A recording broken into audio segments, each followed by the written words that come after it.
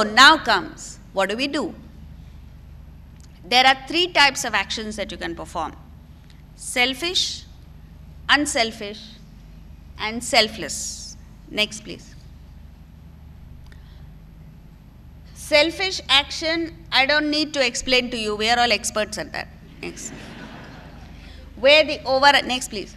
The overriding concern is I, me, myself. Why are we saying that we should not be selfish? Because the fact of the matter is, again, Swami Ramatirtha said, the way to gain anything is to lose it. What a brilliant statement. Huh? And the phenomenon of color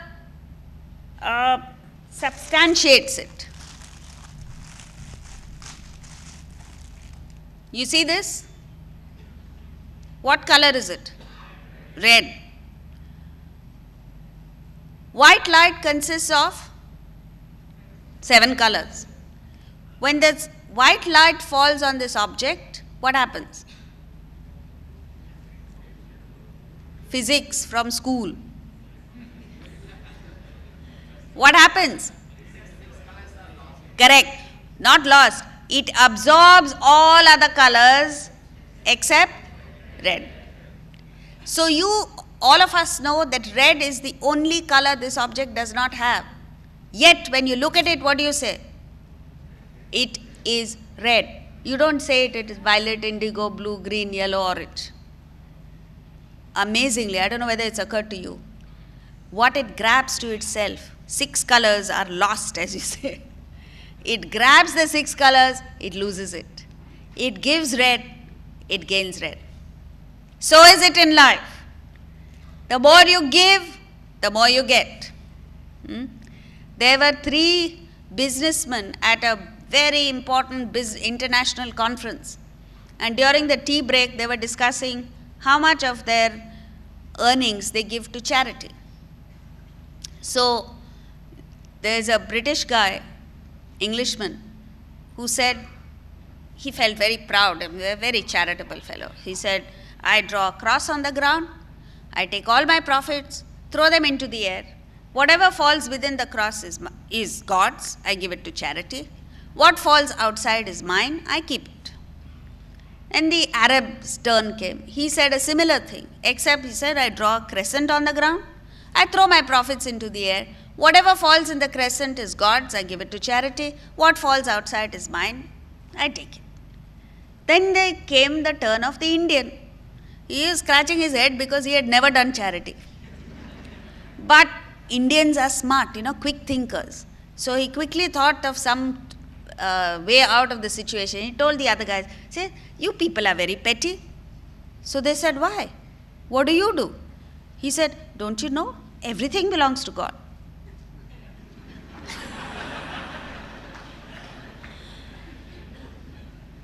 I take all my profits, throw them into the air. Whatever God wants, He keeps. What falls down is mine.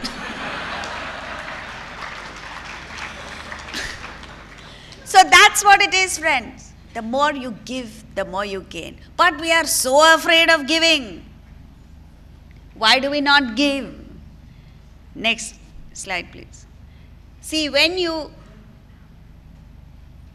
grab, it has diminishing returns. The mind is distressed. You feel insecure. You're fearful. All this happens when you take. Whereas when you give, you gain. So the ideal placed before us is yajna. Yajna, havan. All of us are doing it. When you start a new factory, you start a havan. You go into a new home, you start a havan. Whatever it is, you start havan. But you don't know the significance of that havan. So havan is only associated with, as it is, ours is a hot country, there is more heat and smoke in the eyes. But havan has a very deep significance. In the 3rd chapter of the Gita, Krishna tells Arjuna, Sahayajna prajasruštva purovacha prajapatihi anena prasavishyadvam eshavo svishta kamadho. Means, when the Prajapati, the creator, created the human being, he created us sahayajna, along with the capacity to sacrifice. Like, after the function is over, on your way out, there is only one small door and so many people to go out. You have the choice of saying, after you. Pehle aap. In what do you say in Gujarati? This capacity no dog has. If a dog is in the auditorium, he'll run out. So all of us have a choice to give, capacity to sacrifice. And then Krishna says, and the Prajapati, when he he's created us with sahayajna, along with the capacity to sacrifice. And then he said, with this, may you prosper. What does that mean? It means without sacrifice, it is impossible to prosper. And all of us are planning to prosper without sacrifice. That is why we get stressed. I want to be a millionaire. I want a bigger car.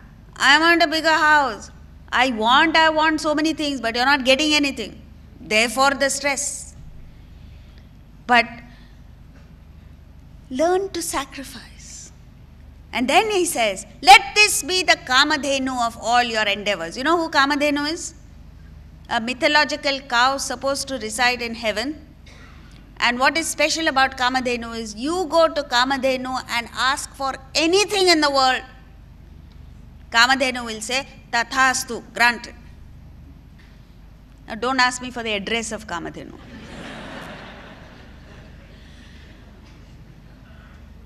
But what is interesting is he says, with sacrifice, all your desires will get fulfilled. So, when you fix a higher ideal, so what does it mean? We all have desires. Every one of us wants more money, wants more this, more. How do you get it is the question. You set aside your selfish desires and focus your attention on something beyond you. Anybody, anything beyond yourself. Just the thought of something beyond yourself gives you such great returns, it is amazing. Just the thinking. You've heard of Muhammad Yunus? Who's he? Bangladeshi economist who recently got the Nobel Prize. And when he went back from America with a PhD in economics, he thought he was a great man until one day he walked out of the class he was teaching and he saw people literally dying around him. Bangladesh was going through one of the worst famines. And that's when one thought came to him. What use is all my economics if I can't help these poor people out there? That one, fortunately, those who are intelligent usually don't work. And those who work hard are usually not intelligent. The combination of hard work and intelligence makes you a brilliant person. Next comes cooperation. This is very important. Cooperation, team spirit. Again, a quality that is unfortunately lacking among Indians. You see, you can't achieve anything alone. You must work with team members. And when you work with team members, they don't have to be as brilliant as you are. They don't have to be as intelligent as you are. You just need the ability to tap their strengths. See, remember one thing. All of us have something, we like to do all the wrong things. We have some bad qualities, right? But even the worst among us has something outstanding. So our success lies in how often you are able to identify what is good in you and function out of the best in you. Similarly, among your team members, you need to identify their strengths and help them to overcome their weaknesses. But that's not what we do. In our impatience, we focus only on what their bad qualities and keep needling them there, keep nagging them there. Then they get fed up, they don't work, you get fed up because the work is not coming and you have a poor team spirit. But a good team spirit is the ability to focus on their strengths. And then you come up with a brilliant teamwork. Next comes concentration, the ability to focus on the present action without allowing yourself to get distracted by worry of the past, anxiety for the future. Consistency, very, very important. Throughout the Gita, Krishna keeps talking about sada, always. Consistent application is what is important. See, never mind what your past has been. You can emerge successful if you are consistently applying yourself, but that's not what we do. One day we work hard, 3 days holiday. This country is the only country which has maximum number of holidays. So, we are not saying don't take the holiday, but consistently apply yourself. If you do all of this, you will come up with brilliant performance. You will come up with excellence. So, next comes gratitude. Gratitude is bhakti. Bhakti is not going to a temple, church or mosque once a week. Bhakti is not declaring love for God. Bhakti means how well are you able to connect with other living beings. The 12th chapter of the Gita gives a wonderful definition of a bhakta, quality of a bhakta. It says, Adveshta sarva bhutanam. One who hates no being is a bhakta. How many of us qualify? We will say, then that's why deliberately he's put it in the negative. Suppose he had said, one who loves all beings, he knew we as Indians, we are great cheats. So we would have loved to cheat and say, oh, of course I love all beings, except my mother-in-law. But because he says one who hates no being, then you're out. If you say, I love everyone except my mother-in-law, you're not a bhakta according to Krishna. If you say, I love everyone except my neighbor, no chance. I love everybody. You know, the other day I just went to Ahmedabad and we were barely coming from the airport when the person who came to receive us told us, and how is Mumbai? It's a terrible city. You have to do a lot of papa to get birth in Bombay. See, he's telling me I'm born in Bombay. So if you say, I love only Ahmedabadis and I hate Mumbaikars, you are not a bhakta. The question then arises, how to love everyone? See, all of us, because we hate, we feel a sense of isolation, loneliness. The moment you overcome that hatred, you feel connected, you feel communication. Not communication by email, communication of the spirit. And the last is, as you begin to love all beings, you feel a sense of communion, communion with God.